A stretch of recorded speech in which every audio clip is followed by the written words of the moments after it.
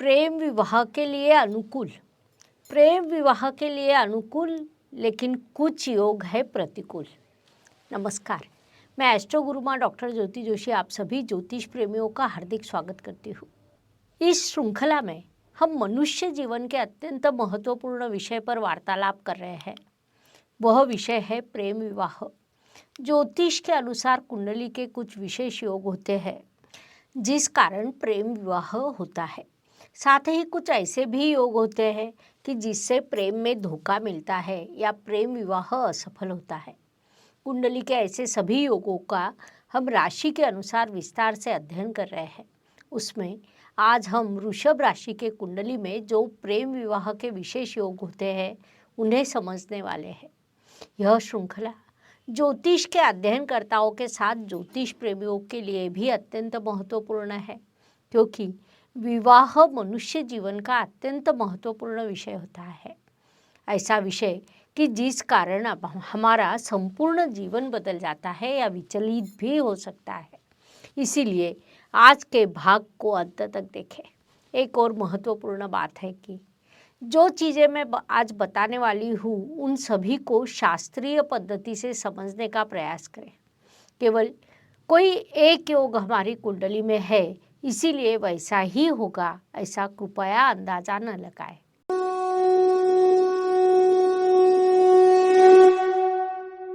विवाह से संबंधित विचार जब शुरू होता है तब उसमें सबसे पहले विचार आता है कि मेरा प्रेम विवाह होगा या आयोजित विवाह। मेरा जीवन साथी कैसा होगा, क्या उसके और मेरे गुण मिल पाएंगे, क्या हमारे स्वभाव एक दूसरे से जुड़ पाएंगे, हमारा वैवाहिक जीवन कैसा रहेगा। ऐसे कई प्रश्नों को मन में लेकर आज की युवा पीढ़ी हमारे सामने बैठती है।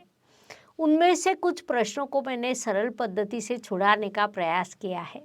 कौन से ग्रह स्थिति का प्रभाव क्या होगा, यह राशि के अनुसार समझाने का प्रयास किया है।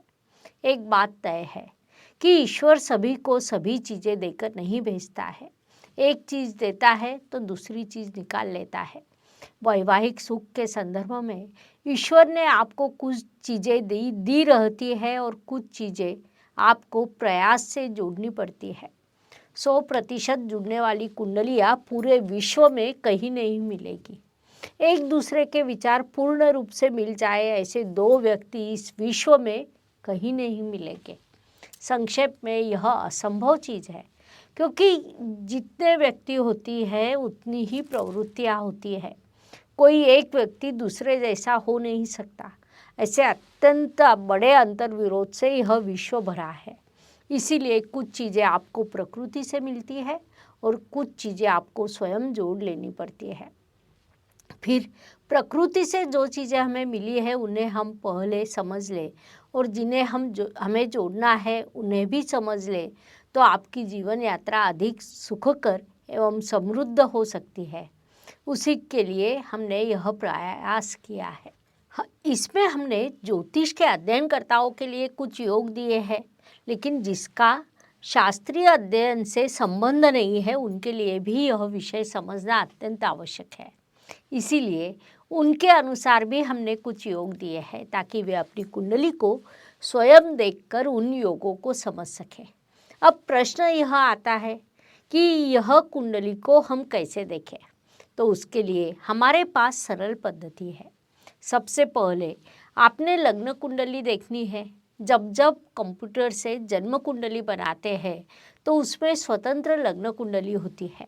दूसरी राशि कुंडली होती है कि जिसके प्रथम स्थान में चंद्रमा होता है, उसे हम राशि कुंडली कहते हैं। और तीसरी नवमांश कुंडली होती है जो मुख्य रूप से वैवाहिक सुख के लिए या विवाह के लिए देखी जाती है। तो अब जो नियम मैं आपको बताने वाली हूँ उन नियमों को आपने इन तीनों कुंडलियों को लगा कर देखना है। मैं सभी नियम अत्यंत सरल पद्धति से बताती हूँ, लेकिन उन नियमों को आपने किसी कुंडली पर नहीं बल्कि तीनों कुंडलियों को लगाकर देखना है। उसके बाद ही निष्कर्ष तक पहुँचना है। उससे आपको पता चल जाएगा कि आपका प्रेम विवाह होगा या आयोजित विवाह होगा। राशि के अनुसार मैं योग बताने वाली हूँ। विवाह के लिए हम कुंडली के सप्तम स्थान का मुख्य रूप से विचार करते हैं। साथ ही प्राकृतिक कुंडली का सप्तम स्थान यह भी एक भाग होता है, क्योंकि प्राकृतिक कुंडली के सप्तम स्थान में तुला राशि आती है। उसका स्वामी शुक्रदेव है, जिसे विवाह का कारक माना जाता है। अर्थात जिस प्रश्न पर हम विचार कर रहे हैं उस अनुसार कारक ग्रह निश्चित रूप से महत्वपूर्ण होता है। कुंडली के सप्तम स्थान का स्वामी शुक्र है। प्राकृतिक कुंडली में वह वायु तत्व की तुला राशि आती है। यह चीज़ें भी महत्वपूर्ण रहती है, क्योंकि वैवाहिक सौख्य के लिए शुक्र अत्यंत महत्वपूर्ण माना जाता है। यहाँ तक कि वायु तत्व का अर्थ ही वैवाहिक सुख होता है। जिन कुंडलियों में वायु तत्व की तीनों राशियां प्रबल हो या तृतीय, सप्तम और एकादश यह 3 स्थान प्रबल हो, उसे हम कुंडली का काम त्रिकोण पूर्ण हुआ ऐसा मानते हैं। ऐसे जातक को सांसारिक सौख्य अच्छा मिलता है।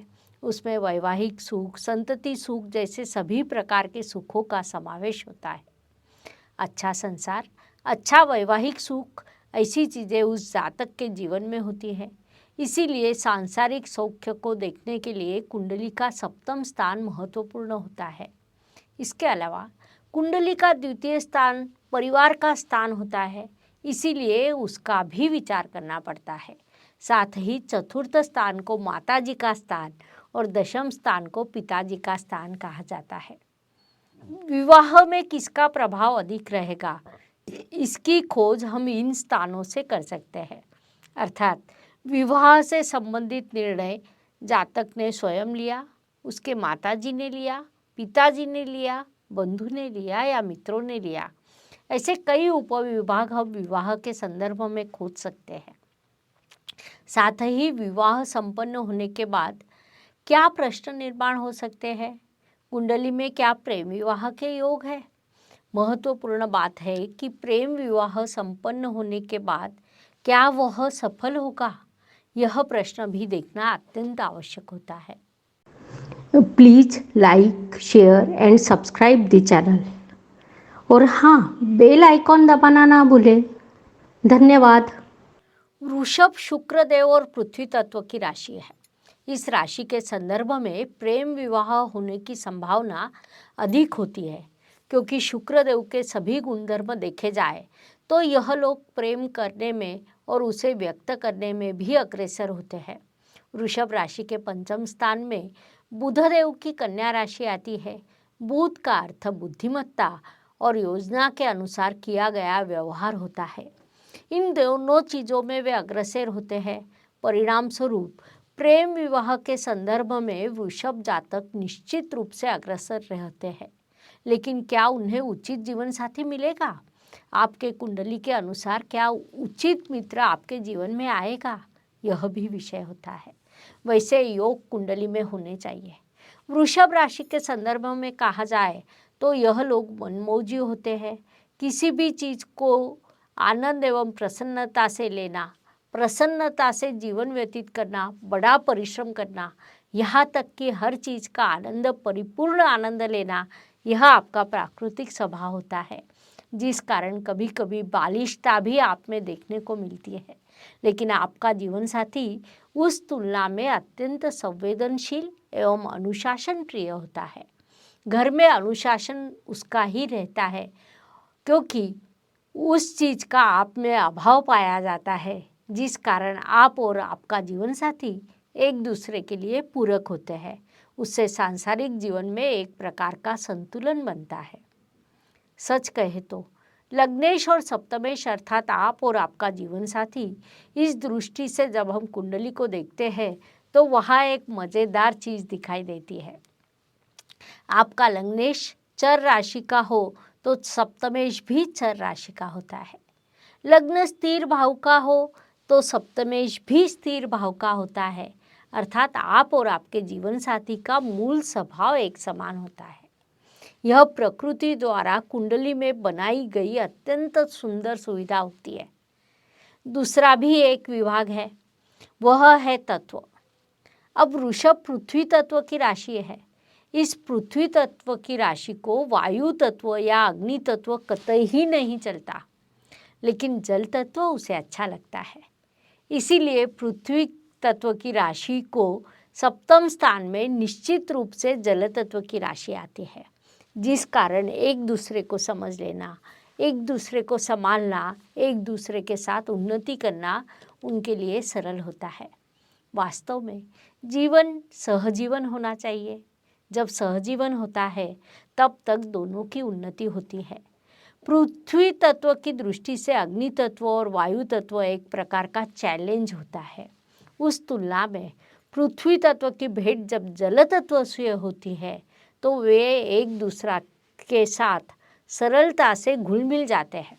अर्थात प्रकृति ने वह एक अच्छी व्यवस्था की है। आप और आपका जीवन साथी एक दूसरे को संभाल सके, उनके स्वभाव समान होते हैं, लेकिन इच्छा अपेक्षा एक दूसरे पर भारी पड़ने के स्वभाव को छोड़ दिया जाए तो वैवाहिक जीवन सहजीवन बन सकता है। वृषभ जातकों में यह कला प्राकृतिक रूप से होती है, लेकिन साथ ही एक दुष्प्रभाव भी होता है। यदि उनका संबंध राहु से आए तो उन्हें केवल एक बार नहीं, प्रेम तो कई बार लगातार वह होता रहता है। कुंडली में शुक्र राहु या शुक्र मंगल का गठबंधन हो तो इस स्थिति को यह चीज़ लागू होती है। लेकिन क्या हर बार लागू होती है? तो वैसा कतई नहीं है। अर्थात सीधे सीधे वैसा अर्थ किसी ने निकालना नहीं चाहिए, क्योंकि कुंडली के अन्य योग भी उतने ही महत्वपूर्ण होते हैं, इसीलिए उन्हें भी देखना आवश्यक है। लेकिन शुक्र राहु या शुक्र मंगल का गठबंधन वृषभ राशि के कुंडली में हो तो इस संभावना को नकारा नहीं जा सकता। उस गठबंधन पर यदि शुभ ग्रहों की दृष्टि हो तो उसका दुष्प्रभाव कम होता है, लेकिन अशुभ ग्रहों की दृष्टि से तीव्रता बढ़ जाती है। ज्योतिष का अध्ययन तथा शास्त्र की शास्त्रीय तरीके से पढ़ाई करने के लिए मेरी 2 किताबें प्रकाशित हो चुकी है, उनका अवश्य लाभ लीजिए। अब योगों का विचार करें तो आपके पंचम स्थान में मंगल हो, सप्तम स्थान में बुध हो तो प्रेम विवाह के अत्यंत तीव्र योग निर्माण होते हैं। अर्थात इस स्थिति में प्रेम विवाह निश्चित रूप से होता है। यह गठबंधन यदि कुंडली के व्यय स्थान में हो तो आपका जीवन साथी विदेश से संबंधित होता है। आप भी नौकरी के कारण विदेश में होते हैं, वही जीवन साथी से आपकी भेंट होती है। ऐसा होने पर ही उस योग के शुभ फल मिलते हैं। लेकिन यदि आप अपने ही देश में हो तो प्रेम विवाह में धोखा होने की संभावना अधिक होती है। इसीलिए ऐसी स्थिति होने पर वृषभ जातकों ने प्रेम विवाह के संदर्भ में सावध रहना चाहिए। वृषभ राशि के संदर्भ में प्रेम विवाह का तीसरा महत्वपूर्ण योग है कि शुक्र एवं मंगल ग्रह का गठबंधन कुंडली में कहीं भी होने पर प्रेम विवाह का योग निर्माण होता है। लेकिन यह योग यदि षष्ठ स्थान में हो तो थोड़ा सावधान रहना चाहिए, क्योंकि ऐसी स्थिति में भी धोखा होने की संभावना अधिक रहती है। यहाँ तक कि अष्टम स्थान में यह योग होने पर भी धोखा होने की संभावना अधिक है। व्यय स्थान में यह गठबंधन हो तो अन्य योग भी देखने चाहिए। शुक्र मंगल गठबंधन यदि गुरु महाराज की दृष्टि हो तो उसका शुभत्व बढ़ जाता है, जिस कारण वैवाहिक जीवन में सफल होने के योग मिलता है। साथ ही वृषभ कुंडली के किसी भी स्थान में मंगल चंद्रमा का गठबंधन होने पर भी प्रेम विवाह के योग निर्माण होते हैं। लेकिन यह गठबंधन कुंडली के कौन से स्थान में है उसे बड़ा महत्व होता है। यह गठबंधन यदि प्रथम स्थान में हो, तृतीय में हो, पंचम में हो, सप्तम स्थान में हो, भाग्य स्थान में हो तो वह भाग्यवर्धक होता है। लेकिन षष्ठ, अष्टम या तृतीय स्थान में यह गठबंधन होने पर कई बार पारिवारिक विवाद की स्थिति बन जाती है। इस गठबंधन पर यदि शनि महाराज की दृष्टि हो तो मित्रता कई वर्षों तक बनी रहती है। कई वर्षों तक वे विवाह की योजना बनाते रहते हैं, विवाह संपन्न नहीं हो पाता। ऐसी स्थिति में अतिरिक्त विलंब होता है। इसीलिए कुंडली में मंगल चंद्रमा का गठबंधन हो तो प्रेम विवाह के योग निर्माण होते हैं, लेकिन उस विवाह में विलंब होता है। वृषभ राशि के पंचम स्थान में शुक्र हो और लाभ स्थान में गुरु महाराज विराजमान होने पर भी प्रेम विवाह के योग निर्माण होते हैं। साथ ही पंचम स्थान में शुक्र और बुध इन दोनों ग्रह की युति हो और उन पर लाभ स्थान से, राशि से या भाग्य स्थान से गुरु महाराज की दृष्टि हो तो वह प्रेम विवाह सफल होता है। वृषभ राशि के सप्तम स्थान में चंद्रमा और बुध ग्रह का गठबंधन होने पर भी प्रेम विवाह के योग निर्माण होते हैं, लेकिन यह योग थोड़ा परेशानी का कारण बन सकता है। सप्तम स्थान में यह गठबंधन होने पर आपका जीवन साथी अधिक संवेदनशील होता है। कई बार वह दिखने में आपसे अत्यंत छोटा दिखता है, बोलने में तेज तर्रार होता है, लेकिन मन के विरुद्ध होने वाली कोई भी चीज़ उसे पसंद नहीं आती। कुल मिलाकर वृषभ राशि के लिए प्रेम विवाह के लिए ऐसे कई योग होते हैं, साथ ही कुछ योग संकट के भी होते हैं। विशेष रूप से आपके षष्ठ स्थान या अष्टम स्थान में बुध ग्रह विराजमान हो तो प्रेम विवाह में बड़ा धोखा हो सकता है। यहाँ तक कि तृतीय स्थान का बुध भी प्रेम में धोखे को दर्शाता है। ऐसी स्थिति में सामने वाला व्यक्ति अत्यंत मीठी बातें बोलकर अपना प्रेम व्यक्त करता है, लेकिन उसका प्रेम झूठा होता है। यदि गुरु महाराज आपके पंचम स्थान में विराजमान होने पर भी प्रेम विवाह हो सकता है, लेकिन आप स्वयं संभ्रमित अवस्था में होते हैं। अर्थात इससे विवाह करें या न करें, ऐसा संभ्रम आपके मन में निर्माण होता है, जिस कारण आप उचित निर्णय नहीं ले सकते। कुल मिलाकर वृषभ राशि के लिए प्रेम विवाह के ऐसे कई योग बताए जा सकते हैं। इस प्रकार मेष से लेकर मीन राशि तक हर राशि में कौन से विशेष ग्रह योग होने पर प्रेम विवाह होता है, यह समझने के लिए हमने 12 वीडियो आपके इस चैनल पर अपलोड किए हैं। यह जानकारी आपको अच्छी लगे तो कमेंट में जय ज्योतिष लिखना न भूलें। दोस्तों को, रिश्तेदारों को वीडियो शेयर करना ना भूलें। हम पुनश्च मिलेंगे। धन्यवाद। शुभम भवतु। जय ज्योतिष। Please like, share and subscribe the channel और हाँ, बेल आइकॉन दबाना ना भूलें। धन्यवाद।